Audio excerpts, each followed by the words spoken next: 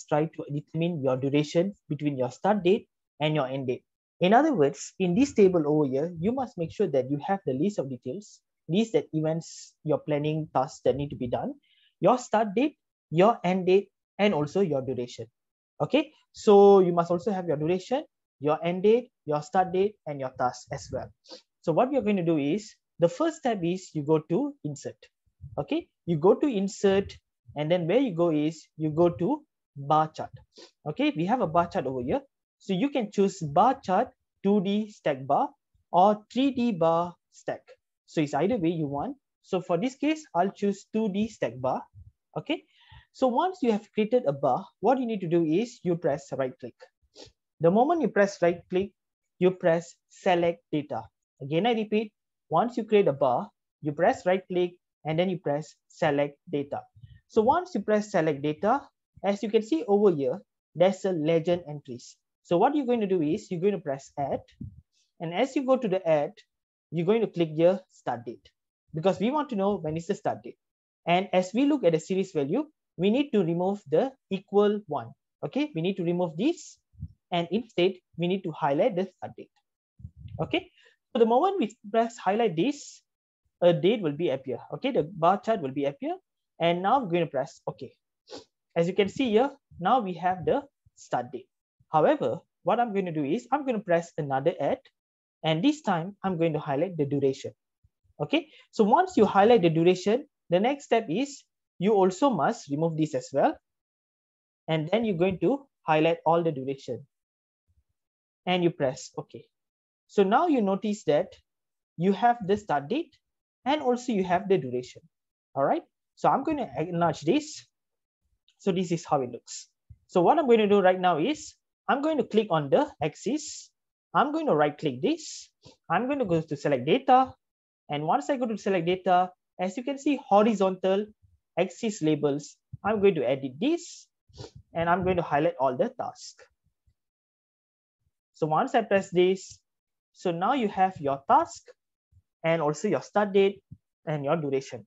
However, if you notice, your tasks in this table over here and your tasks in this chart is not arranged accordingly. It's basically on a reverse arrangement.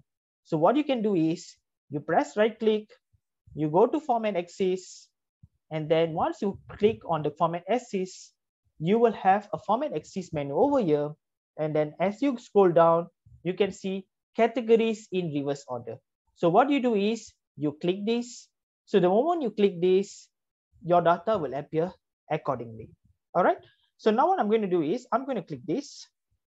I'm going to right click this. I'm going to go to format data series. Over the pane section, fill and line. So I go to fill, I put no fill. I go to the border, I put no line. So now you can see there is no line over here. All right. So what I'm going to do is I'm going to make it something interesting so that our date is appear in adherence, in coherence with the duration. So what I'm going to do is I'm going to put the start date equal to the first date and equal to the last date. So basically this is the starting date, the first date, and this will be the last date. So what I'm going to do is I'm going to highlight this. I highlight this and I go to general. Okay, so now it will appear in a general format.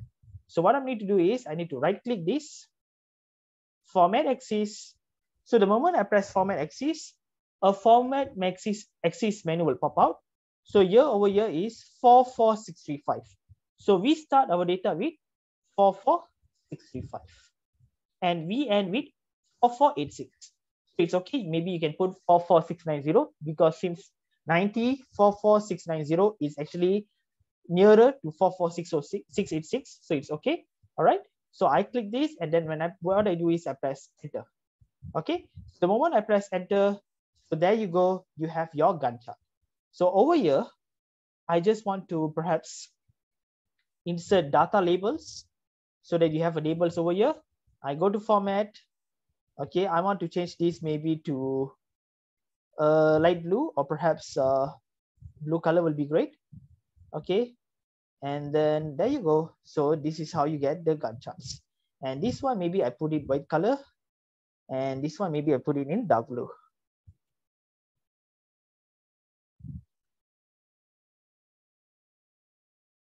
So there you go.